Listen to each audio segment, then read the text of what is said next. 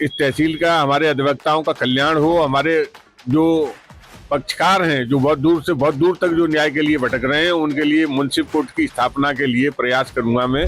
केवल अधिवक्ता के साथ जो पीड़ित घटना होगी उसी को लेकर करेंगे, वैसे कोई स्ट्राइक का ऐसा कोई मामला नहीं है। हमारे जीवन यापन की जो आवश्यकता है, हमें धन की भी आवश्यकता होगी, तो उसके लिए धन लिया जाता है, जनता को लूटने के लिए नहीं। मेरा ये तीसरी बार का कार्यकाल है, मैं तीसरी बार निर्वाचित हुआ हूँ। लगातार नहीं, मेरे कई गैप रहे हैं, मैं एक बार पराजित भी हुआ हूँ, ऐसी चीजें नहीं है। नमस्कार दोस्तों, मैं धर्मेंद्र सिंह और आप देख रहे हैं TNF टुडे। आज मैं बैठा हुआ हूं तहसील बहा और हमारे साथ कुछ अधिवक्ता मौजूद हैं। चूंकि यहां पर हाल ही में तहसील बार एसोसिएशन अध्यक्ष पद का चुनाव हुआ है, तो हमारे साथ मौजूद हैं तहसील बार एसोसिएशन के अध्यक्ष चुने गए हरिओम पांडे जी। तो हम उनसे कुछ सवाल कर लेते हैं, कुछ जान लेते हैं आगे की क्या रूपरेखा है, क्या प्रक्रिया है, वकीलों के हित के लिए कैसे कार्य करने वाले हैं। तो सर, आपको बार एसोसिएशन का अध्यक्ष पद के लिए चुना गया है, तो सबसे पहले तो मैं ये जानना चाहूंगा कि आपके जो सामने प्रत्याशी खड़े हुए थे, कितने प्रत्याशी थे? मैं निकटतम प्रत्याशी दो ही लोग थे। हमारे आमने सामने का चुनाव था, जिसमें आनंद प्रकाश पचौरी एडवोकेट और मैं उम्मीदवार था। दो ही उम्मीदवार थे। तो सर, जैसे कि आपको चुना गया है, क्या कुछ नई उम्मीदें लगाई जा सकती हैं? किस तरीके से आप वकीलों के लिए काम करने वाले हैं? देखिए, ये लोग सभी अधिवक्ताओं ने मुझमें और उनमें कंपेरिजन करने के बाद कोई उम्मीद रख कर ही मुझे विजयी बनाया है। और मैं अपने प्राण और प्रण से ये पूरी प्रतिज्ञा करता हूं कि अभी तक मेरे यहाँ ग्राम न्यायालय चल रहा था, जिसमें एक थाना बहा था। इसके लिए जितने तहसील बहा के थाने हैं, वो सारे थाने से अटैच कराऊंगा कि सारे थानों का फौजदारी का मामला हमारे ग्राम न्यायालय में आए। और इस तहसील का, हमारे अधिवक्ताओं का कल्याण हो। हमारे जो पक्षकार हैं, जो बहुत दूर तक जो न्याय के लिए भटक रहे हैं, उनके लिए मुंसिफ कोर्ट की स्थापना के लिए प्रयास करूंगा मैं। कि ये जो है हमारे बगल में हमारा ये बगल में एक स्वास्थ्य विभाग का एक बिल्डिंग है, उसके लिए पूरा प्रयास करूंगा। चूंकि वर्तमान में स्वास्थ्य मंत्री और मुख्यमंत्री, जिनसे मेरे पहले से बहुत अच्छे संबंध हैं पहले से। जब वो कानून मंत्री थे उस समय, मैं उनसे हैं संबंध। चूंकि सामाजिक रीति रिवाज में पाठक जी से मेरे कुछ सामाजिक रिश्ते भी हैं, तो उन रिश्तों के कारण मैं, चूंकि इस समय वो स्वास्थ्य मंत्री है, उनसे पूरा भरकस प्रयास करूंगा कि मैं इस बिल्डिंग को ले आऊं और इसमें मेरे अधिवक्ता और बाध्यकारियों का लाभ हो, जिसमें यहाँ मुंसिफ कोर्ट स्थापित हो। तो जैसे कि सर, मान के चल सकते हैं अधिवक्ता कहीं ना कहीं एक महत्वपूर्ण समाज की भूमिका निभाते हैं, महत्वपूर्ण चीज माने जाते हैं। क्योंकि कोई भी केस फंसता है तो सबसे पहले अधिवक्ताओं के पास जाया जाता है। तो अधिवक्ता भी कहीं ना कहीं लगातार ये चीजें देखने में मिली हैं कि कहीं हड़ताल कर देते हैं किसी भी केस को लेकर के। इस सिलसिले में क्या करें, क्योंकि आम जन को परेशानी होती है इसको लेकर के। देखिए, विशेष करके जब तक हमारी किसी अधिवक्ता के साथ ऐसी कोई घटना न हो, जैसे कई ऐसी घटनाएं होती हैं कि कोई उनके साथ शारीरिक पीड़ा हो, मानसिक पीड़ा हो, तो ही ये स्ट्राइक का मामला है। अन्यथा हम कहीं कोई ऐसे अमूमन किसी अपने केस वर्क को लेकर या किसी ऐसे को लेकर कोई हड़ताल ऐसी नहीं होगी। हमारे सभी अधिवक्ता हैं, ये हमारे साथ हैं और हम उनका नेतृत्व कर रहे हैं। तो हमारी ये पूरी है कि ये अमूमन आम जनता को परेशानी नहीं हो। विशेषकर जब मन से वचन से किसी अधिवक्ता को पीड़ा होगी और शारीरिक पीड़ा होगी, तो ही ये काम होंगे। अन्यथा स्ट्राइक कोई ऐसी चीज नहीं है कि किसी केस वर्क को लेकर या अमन को लेकर नहीं है, ऐसी चीजें नहीं है। सभी चीजें ऐसी रहेंगी कि ऐसा नहीं हो कि जनता की समस्याओं को भी देखते हुए कि हम इससे हड़ताल ऐसे अमूमन आमून कर देना, ऐसा नहीं है। केवल अधिवक्ता के साथ जो पीड़ित घटना होगी उसी को लेकर करेंगे, वैसे कोई स्ट्राइक का ऐसा कोई मामला नहीं है। अच्छा सर, ऐसा भी कहीं ना कहीं सुनने में आता है कि आम जन के द्वारा ये कहा जाता है कि अधिवक्ता तो लूटने के लिए बैठे हुए हैं। तो कहीं ना कहीं ये चीजें जब निकल के आती हैं किसी किसी अधिवक्ता के द्वारा ज्यादा पैसे लिए जाए उनसे, या फिर केस जो तो फंसते ही रहते हैं, क्योंकि गरीब आदमियों केस ही फंसते हैं, तो इस ओर क्या ध्यान दिया जाएगा आपके? ये हमारा सबसे बड़ा सेवा है, हमारी एक सेवा है। हम जो विधि व्यवसायी हैं, उसमें हमारा सबसे बड़ा सेवा का है कि हम आम जन की सेवा करेंगे। लेकिन अपनी आवश्यकताएं पूर्ति के लिए हमें धन की भी आवश्यकता होगी। हम सेवा के साथ साथ हमारी जो आवश्यकताएं हैं, हमारे जीवन यापन की जो आवश्यकताएं हैं, हमें धन की भी आवश्यकता होगी। तो उसके लिए धन लिया जाता है, जनता को लूटने के लिए नहीं। उनका अपना जितना हमारी जो है उनके उससे होता है कि हमारी फीस निर्धारित है कि हमें ऐसे होना चाहिए, उतना है। जनता की हमारा सेवा का प्रकल्प है, हम सेवा करने आए हैं। लेकिन आवश्यकताओं की पूर्ति के लिए धन की आवश्यकता है। ऐसा नहीं है कि जनता को लूटा जा रहा है, न किसी जनता से इतनी कहीं हमारे कोई ऐसी शिकायत हमारे यहाँ नहीं है। हमारे यहाँ ऐसी कोई शिकायत नहीं है कि आम जनता ने कभी शिकायत की हो कि हम जो जी, तो जो है ऐसा कहीं ऐसा कुछ नहीं रहा है। मैं इससे पूर्व में भी ऐसा रहा हूँ, अध्यक्ष रहा हूँ, ऐसा नहीं है। तो मेरा आशा ये नहीं है कि कहीं न कहीं हमारे यहाँ ऐसी चीजें नहीं है। मैं पहले भी रहा हूँ, आज वर्तमान में मैं निर्वाचित हुआ हूँ।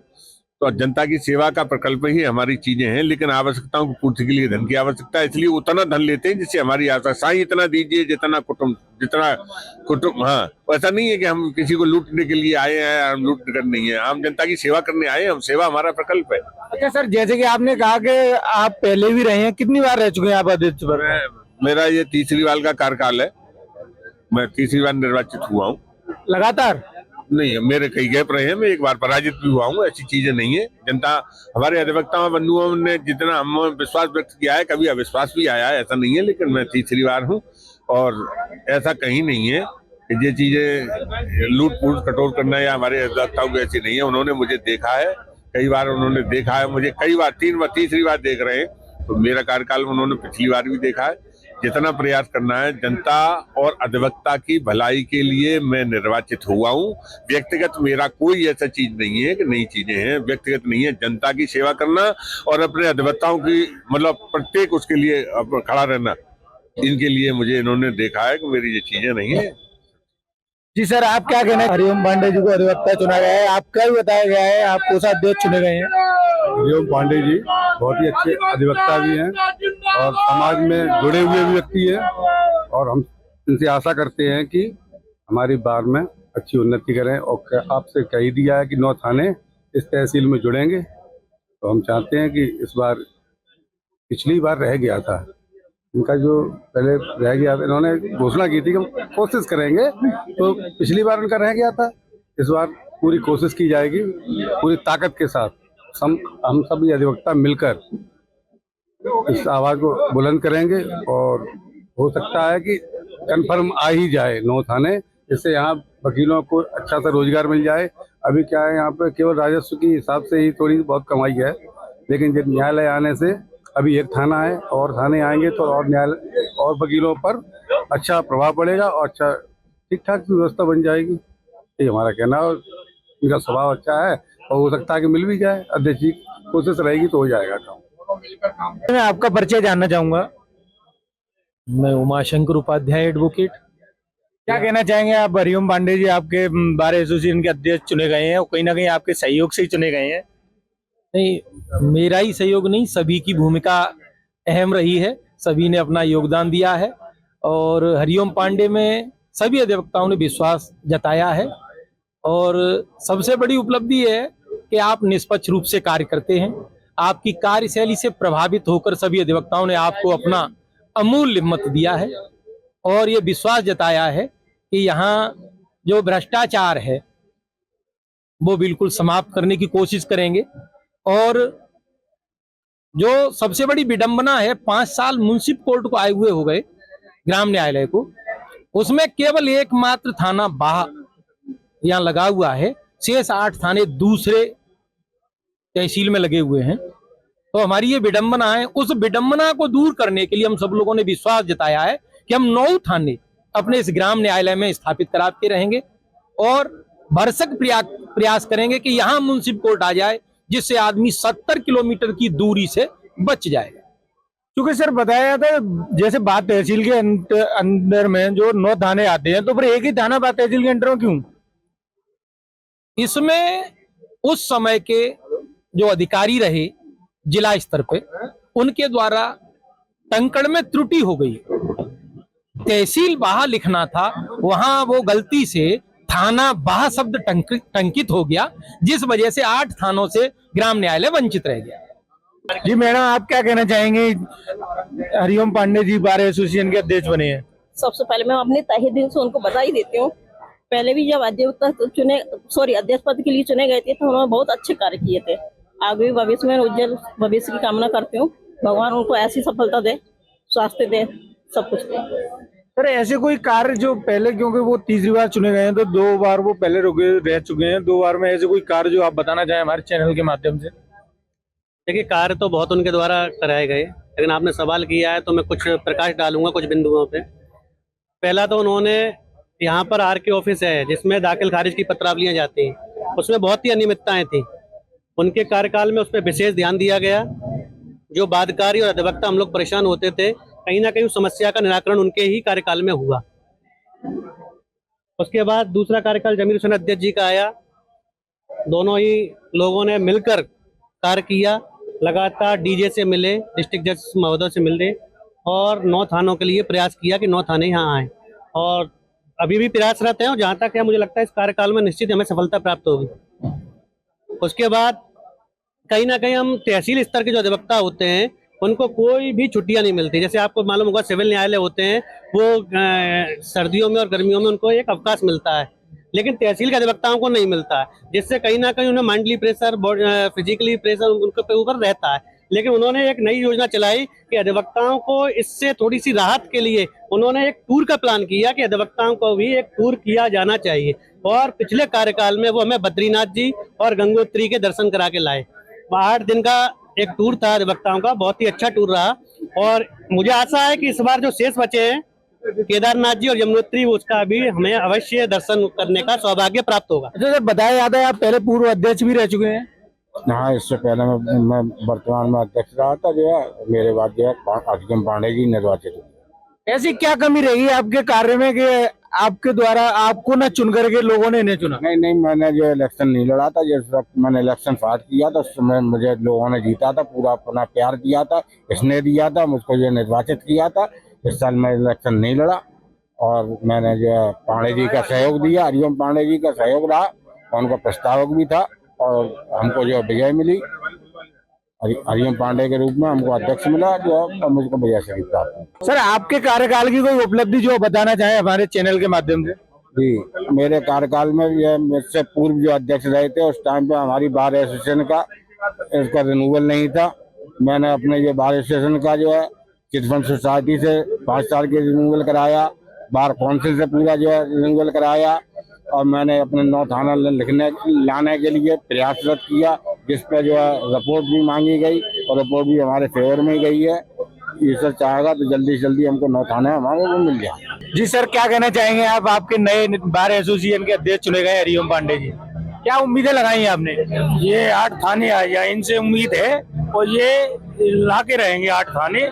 इससे जो नया युवक जो अधिवक्ता बन के आ रहा है उनको कार्यशैली बढ़ेगी और उनकी आमदनी भी बढ़ेगी। बेचारे आस करे बैठे हैं, संख्या भी बढ़ रही है यहाँ वकीलों की। पहले या कुल 40 या 20 वकील होते थे, आज 100 पूरे हो गए, अब 150 के करीब संख्या हो रही है। और इनसे ये उम्मीद है ये 8 थाने श्री हरिओम पांडे जी लेके ही रखे यहाँ थाने ग्राम न्यायालय में।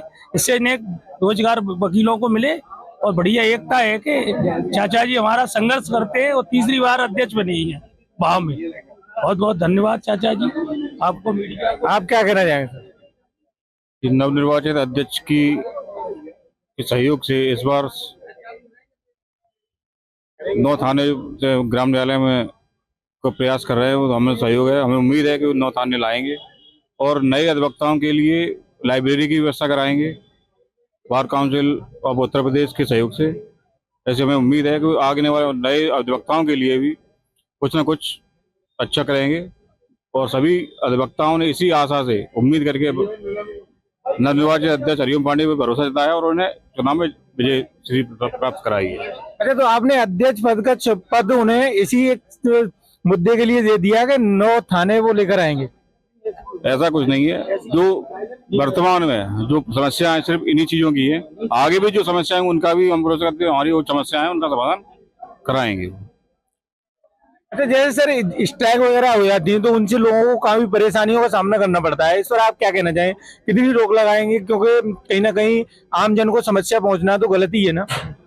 स्ट्राइक कभी भी अधिवक्ता पक्षधर नहीं स्ट्राइक करने का। कुछ परिस्थितियां और स्थितियां मौके पे ऐसी नजाकत बनती है कि जब अधिकारी कार्यशैली में गति को शिथिलता दे देते हैं, कार्य नहीं करते हैं, आर्गुमेंट के बाद पत्रावलियां 40-40 दिन 50-50 दिन जब आदेशित नहीं होती, तब अधिवक्ताओं की मजबूरी होती है कि जनता के कार्य के लिए मजबूरन 1 अथवा 2 दिन की स्ट्राइक करनी होती है। उसके अलावा कोई स्ट्राइक की आवश्यकता नहीं रहती। कभी कभार स्ट्राइक होती है, जैसे किसी अधिवक्ता भाई का हमारे का पूरे उत्तर प्रदेश में कहीं भी अगर उत्पीड़न होगा तो उसके लिए हम लोग अपनी मांगों के लिए अधिवक्ता प्रोटेक्शन एक्ट लागू कराने के लिए 1 अथवा 2 दिन की स्ट्राइक करते हैं। वो हम लोगों की मजबूरी है। सभी को प्रोटेक्शन है, लेकिन अधिवक्ताओं को आज तक प्रोटेक्शन लागू नहीं हुआ जो हो जाना चाहिए।